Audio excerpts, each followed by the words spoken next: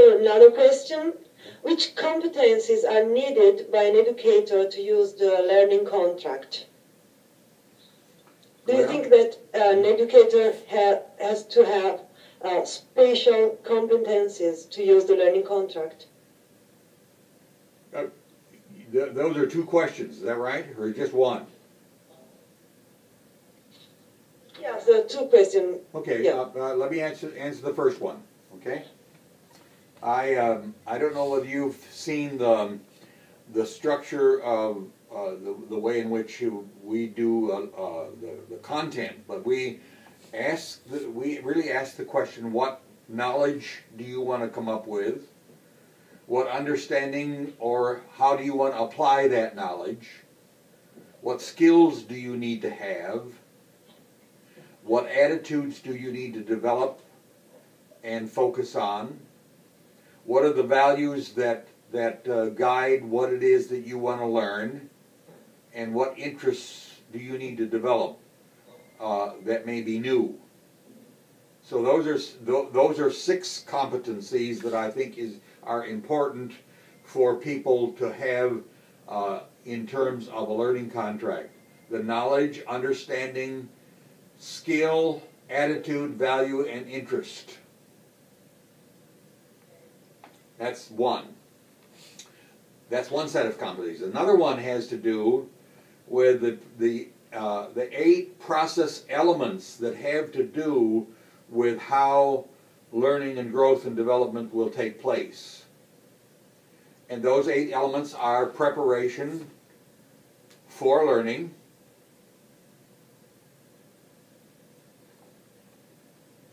setting a climate, or a climate that's conducive or that contributes toward learning, is supportive of learning. How is it planned? And it needs to be planned mutually between professor and learners, or the teacher and learners, if you will, or employers and employees if you're working in a company.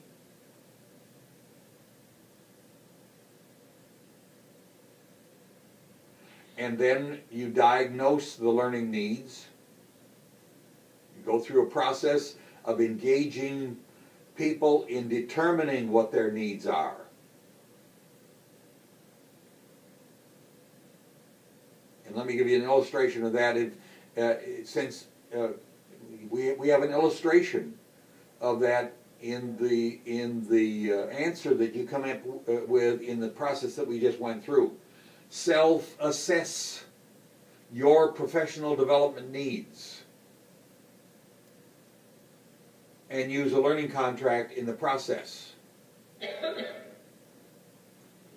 What are the component parts of that?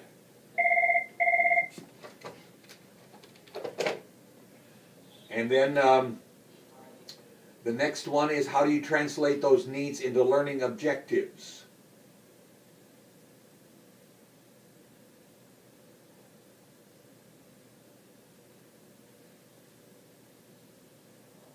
And then the next step is the design, the design of the learning process. How are you going to design putting something together that will be beneficial for your learning?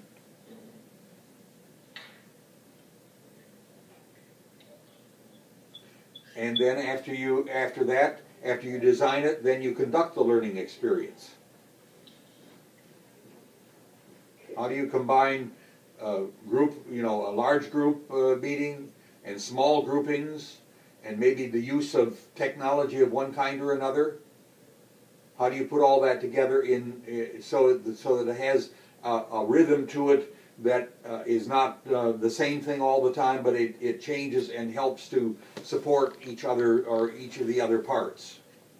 The conduct of the learning experience. And then the eighth element is the evaluation or the re-diagnosis of the learning needs. We've come this far, and now we want to take another step. That's another set of competencies, those 8. And let me give you a third set of competencies. And that's the assumptions that you make about learners.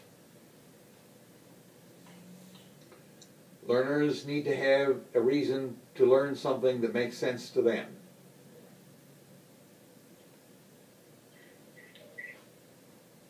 Number two is it needs to be oriented towards self-directedness.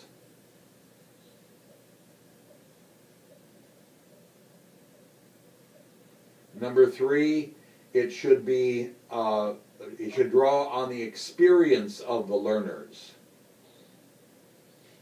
The experience that you and I have had can be a resource for our own as well as other people's learning.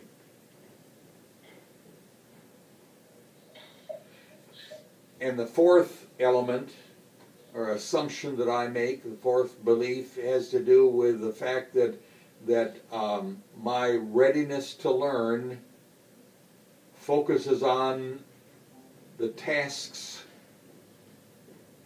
that are important for fulfilling a particular role. Like when I'm going to become a father, I'm much more ready to learn how to do that fathering thing rather than when I'm a teenager and said, well, maybe 10 years down the road or 20 years down the road you'll become a father. When I'm going to take a new job, I'm much more ready to learn about that than somebody saying, oh, maybe 5 years from now you'll take a new job.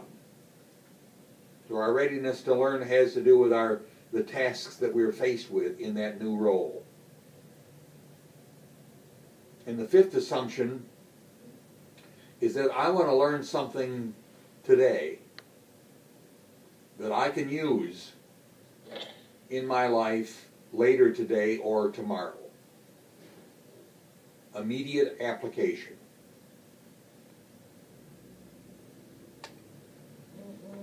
And the sixth assumption is that I'm much more motivated internally than I am externally.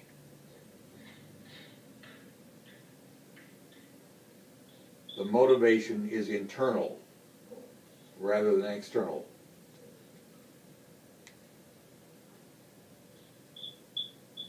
Those are the competencies I think are probably the first ones that come to my mind that an educator needs to have.